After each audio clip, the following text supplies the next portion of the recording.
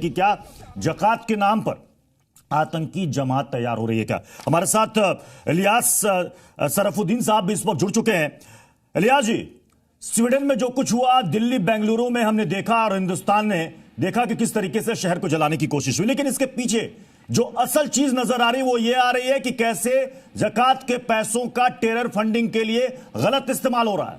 मुस्लिम add का कैसे connection है, ना सिर्फ साउथ अफ्रीकी कंट्री में, यूरोप में, बल्कि साउथ एशिया जिसमें वो पाकिस्तान के साथ कनेक्टेड है, कैसे भारत में वो छोटे छोटे संगठन के तौर पर यहां पर दहशत फैलाने की कोशिश कर रहा है। क्या कहेंगे?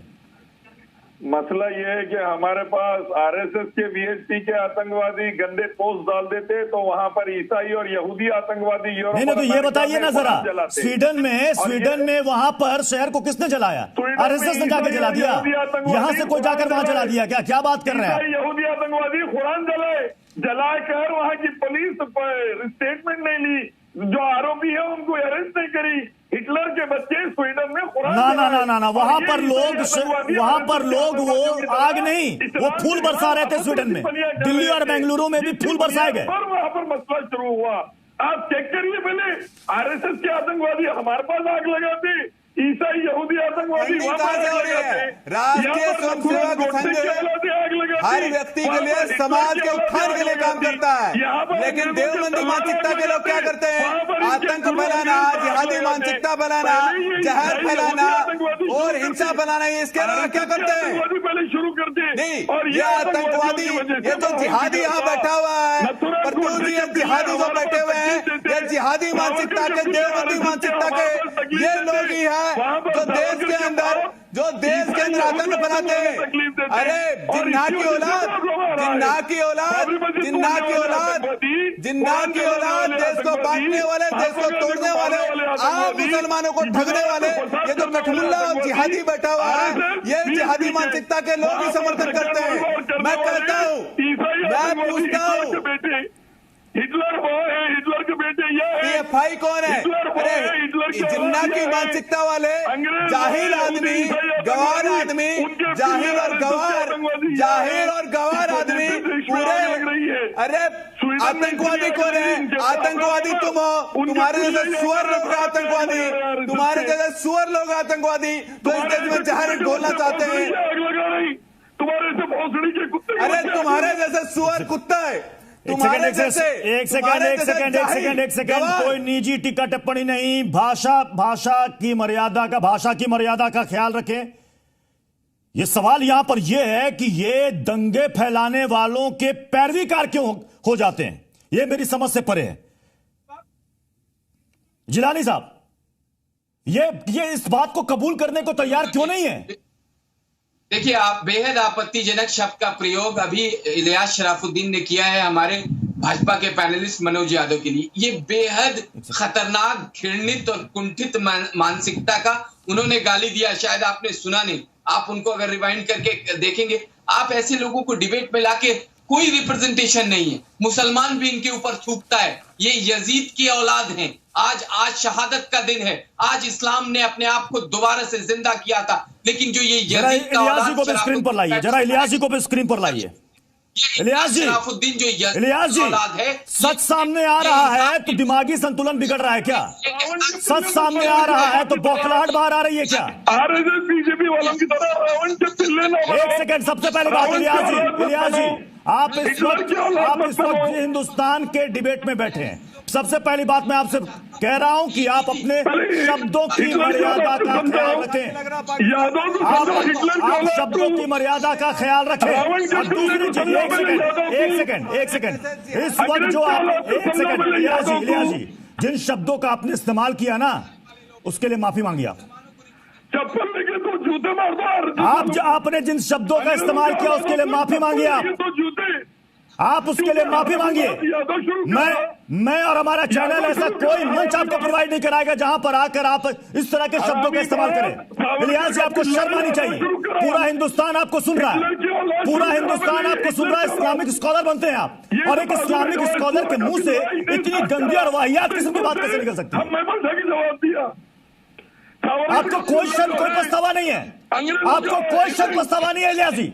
आपने जिन शब्दों का इस्तेमाल किया, अरे पूरा हिंदुस्तान देख रहा है। आपके मुस्लिम भाई, हमारे मुस्लिम भाई आपको देख रहे हैं, आप रिप्रेजेंट करते हैं उनको। आप एक सेकंड, आप अपने आप को कहते हैं कि हम उनके रिप्रेजेंटेटिव हैं। ये रिप्रेजेंटेशन है आपका। अरे क्या बात कर रहे हो आप इलियास जी? आपको शर्म भी नहीं आ रही कि आपने किस तरह के शब्दों का इस्तेमाल किया? आपको माफी मांगनी चाहिए, आपको माफी मांगनी चाहिए इलियास जी। बिल्कुल नहीं, हम आपको ऐसा कोई मंच प्रोवाइड नहीं कराएंगे, बिल्कुल नहीं। ये गली मोहल्ले की डिबेट नहीं चल रही है यहाँ पर, ये गली मोहल्ले की डिबेट नहीं चल रही है मिस्टर इलियास। यहाँ पर गली मोहल्ले की डिबेट नहीं चल रही है जो यहाँ पर आप गाली का इस्तेमाल करेंगे। जो मस्जिद तोड़ देते हैं, आज जितने भी मुस्लिम भाइयों ने आपको देखा और सुन रहे होंगे ना, उन्हें भी आप पर शर्म आ रही है। इलियास जी माफी मांगिए, आप माफी मांगिए। इलियास जी माफी मांगिए, जिन शब्दों का इस्तेमाल किया माफी मांगिए। आप पहले माफी मांगिए, बिल्कुल नहीं, आप पहले माफी मांगिए। क्या आप इसी तरीके से बात करते हैं क्या? कहीं आप स्पीच देने चाहते हैं, इन्हीं शब्दों का इस्तेमाल करते हैं क्या? कौन सुनता होगा आप इस्लामिक स्कॉलर खुद को बताते हैं। ये होता है इस्लामिक स्कॉलर, जो आकर के टेलीविजन पर गाली दे, गंदे शब्दों का इस्तेमाल करे। आप बनते हैं अपने आप को इस्लामिक स्कॉलर कहते हैं आप अपने आप को। माफी मांगिए आप इलियास जी, माफी मांगिए आप।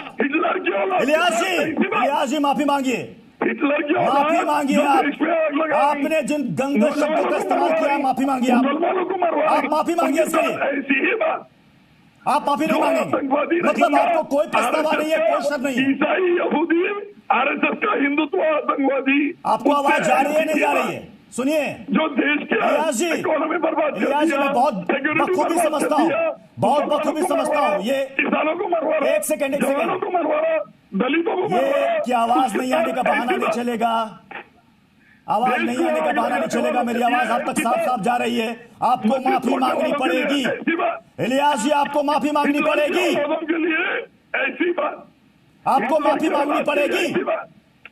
माफी मांगिए, आप माफी मांगिए। अरे शर्म आनी चाहिए आपको।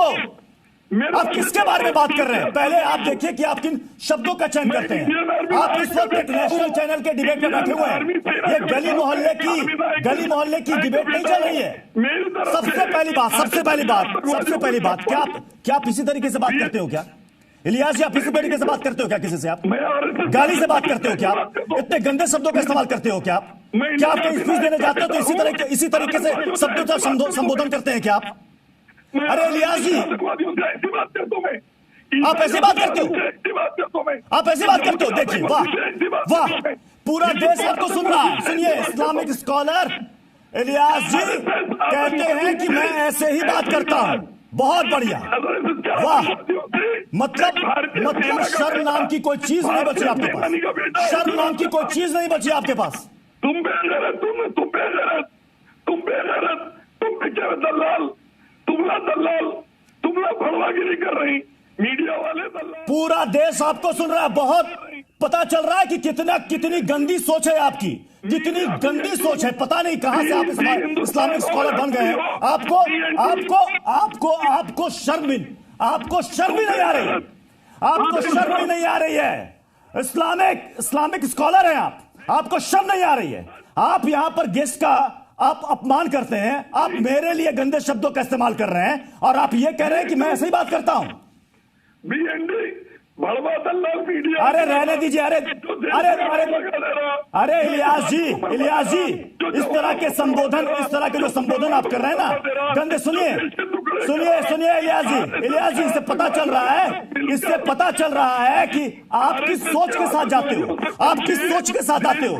गाली आपकी जुबान पर बैठी रहती है और आप कहते हैं कि आप स्पीच देते हो। आप अपने आप को इस्लाम का रहनुमा बताते हो, इस्लाम का ठेकेदार बताते हो। क्या इस्लाम पढ़ाते होगे आप तो गाली से बात करते हो। आपको शर्म भी नहीं आती है? आपको शर्म भी नहीं आती है कि आप गाली देकर बात करते हो, मेहमानों का अपमान करते हो, एंकर पर आप गाली जैसे शब्दों का इस्तेमाल। अरे इलियास जी शर्म आनी चाहिए। मोदी अमित शाह, इलियास जी माफी मांगिए, आप माफी मांगिए। कोई मंच आपको नहीं देगा, कोई मंच आपको नहीं देगा। आप एक्सपोज हो चुके हैं, एक्सपोज हो चुके हो। आप एक्सपोज हो चुके हो कि कितनी घटिया मानसिकता वाले आप इंसान हो, कितनी घटिया मानसिकता वाले इंसान हो। इस वक्त जितने भी दर्शक इस वक्त 10 का दंगल देख रहे हैं, आपने देखा कि ये इस्लामिक स्कॉलर जो खुद को कहते हैं इलियास, इन्होंने किस तरीके से गंदे शब्दों का इस्तेमाल किया। गाली दी इन्होंने बकायदा, ना सिर्फ मेहमान को गाली दी बल्कि मुझे भी वो गाली बक रहे हैं, मुझे भी गाली बक रहे हैं। और जब इनसे माफी मांगने को कहा जा रहा है तो ये कह रहे हैं कि मैं माफी नहीं मांगूंगा। शर्म नाम की चीज नहीं है। और ये भी कहते हैं कि मैं ऐसे ही बात करता हूं। और ये जो कहते हैं मैं ऐसे ही बात करता हूं, यानी कि गाली लगता है कि इनके गले पे अटकी हुई है, इनके जुबान पर गाली रहती है। और ये कहते हैं अपने आप को कि इस्लामिक स्कॉलर हैं, ये इस्लाम की बात करते हैं। ऐसे लोग, ऐसे घटिया लोग इस्लाम की बात करेंगे? ऐसे घटिया लोग ये इस्लाम की बात करेंगे? कौन इनको सुनेगा? और जो अगर इनको सुनता होगा वो उसके दिमाग में क्या चीजें जाती होंगी। उसके बाद ये कहते हैं कि नहीं साहब, हम तो कहते हैं कि हम तो इस्लाम को बेहतर बनाने की कोशिश करें। ये देखिए माफी नहीं मांगेंगे, लेकिन स्क्रीन छोड़कर भाग जाएंगे। शर्म नाम की चीज नहीं है। गाली बकेंगे और उस पर टिके रहेंगे और कहेंगे कि साहब हम इस्लाम की बात कर रहे हैं। और मैं आपको साफ बता दूं कि ऐसे लोगों को जी हिंदुस्तान कोई मंच नहीं देगा। जिनके दिमाग में ऐसी गंदी चीजें चलती हैं और जुबान से गालियां निकलती हैं, इनके लिए कोई मंच नहीं होना चाहिए। जी हिंदुस्तान आज के बाद इलियास इस्लामिक स्कॉलर, जो मैं तो इस्लामिक स्कॉलर भी नहीं मानता, इनकी जो जुबान आपने सुनी, देखी, ऐसा लगता है कि कोई गली का गुंडा या छुटभैया वो इस्तेमाल कर रहा है। ऐसे लोगों को जी हिंदुस्तान अपने डिबेट में कभी नहीं बुलाएगा। और सबसे शर्मनाक चीज कि इतना सब कुछ हो जाने के बाद भी उस शख्स ने माफी नहीं मांगी, जरा भी शर्म नहीं था, डिबेट छोड़कर चला गया। ऐसे भी हम उनको डिबेट से निकाल ही दिया हमने। मनोज यादव जी, ये अपने आप को इस्लामिक स्कॉलर कहेंगे, ये इलियास जैसे लोग? देखिए ऐसा है प्रत्यूष जी, सबसे बड़ा विषय तो यह है कि जिस तरह के जाहिल, जिहादी और आतंकी मानसिकता के जो लोग अगर इस तरह से आएंगे और इस तरह के अभद्र भाषा का प्रयोग करते हैं, उनसे आप उम्मीद लगा सकते हैं कि किस तरह की मानसिकता है इनके अंदर, किस तरह का जहर भरा हुआ है। इनका ये जो देवबंदी मानसिकता के लोग हैं, जो जिहादी मानसिकता के लोग हैं, जो जिन्ना की मानसिकता के लोग हैं, जो आप देख रहे कुत्ते की तरह भौं भौं कर रहे थे, कौवे की तरह काव काव कर रहे थे, और किस तरह से मीडिया को दल्ला बोल रहे हैं, दलाल बोल रहे हैं, और एक पैनलिस्ट को एक सभ्यता से डिबेट ना करके इस तरह की डिबेट कर रहे हैं, तो निश्चित रूप से समझ सकते हैं कि ये जो कठमुल्ला की मानसिकता के जो लोग, जो जिहादी मानसिकता के लोग हैं, उनके अंदर किस तरह की घृणा भरी हुई है और ये एक दूसरे को फेस नहीं कर सकते हैं। नदीमुद्दीन जी को स्क्रीन पर लीजिए। कि जिस तरह से जकात की बात, नदीमुद्दीन जी, हम बहुत ही सम्मान के साथ अपने सभी गेस्टों को यहां पर बुलाते हैं, हम वो मंच देते हैं कि आप खुलकर अपनी बात करें।